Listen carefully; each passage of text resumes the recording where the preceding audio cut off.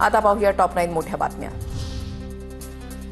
लक्ष्मण हाकेंच्या सभेसाठी लावलेल्या बॅनरला अज्ञातांनी काळं फासलं। गेवराई तालुक्यामधल्या फुरसुंगी फाट्याजवळ लावलेल्या बॅनरला काळं फासलं। ओबीसी नेते लक्ष्मण हाकेंची बीडच्या गेवराईमध्ये उद्या सभा।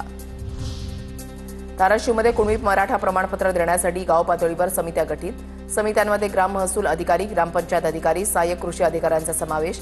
अर्जदारांना मराठा समाजातील भूधारक, भूमिहीन, शेतमजूर असल्याचा पुरावा सादर करण्याचं आवाहन। मुंबईमध्ये पुन्हा बॉम्बस्फोटाची धमकी। मुंबईच्या समुद्रामध्ये बॉम्बस्फोट होणार असल्याची धमकी। हेल्पलाईन 112 नंबरवर अज्ञाताचा कॉल। धमकी येताच मुंबई पोलीस सतर्क। अज्ञात कॉलरचा मुंबई पोलिसांकडून शोध सुरू।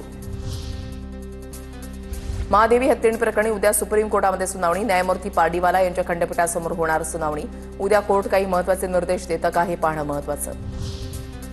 आमच्या पक्षामुळेच भाजप पक्ष महाराष्ट्रामध्ये आला। बाळासाहेबांच्या आशीर्वादानं महाराष्ट्रामध्ये भाजप पक्ष वाढला। बाळासाहेबांचा त्याग विसरू नका, अरविंद सावंतांनी भाजपला करून दिली आठवण। देवभक्ती आणि देशभक्ती हे जरी वेगवेगळे दिसत असले तरी भारतामध्ये ते दोन्ही एकच। सरसंघचालक मोहन भागवत यांचं विधान। भागवतांच्या वाढदिवसाच्या पूर्वसंध्येला आयोजित कार्यक्रमात विधान।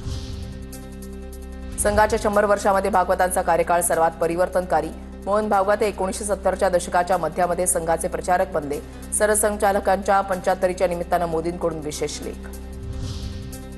छत्रपती शिवाजी पार्कवर दसरा मेळावा घेण्यासाठी मुंबई महापालिकेची ठाकरेंच्या शिवसेनेला परवानगी।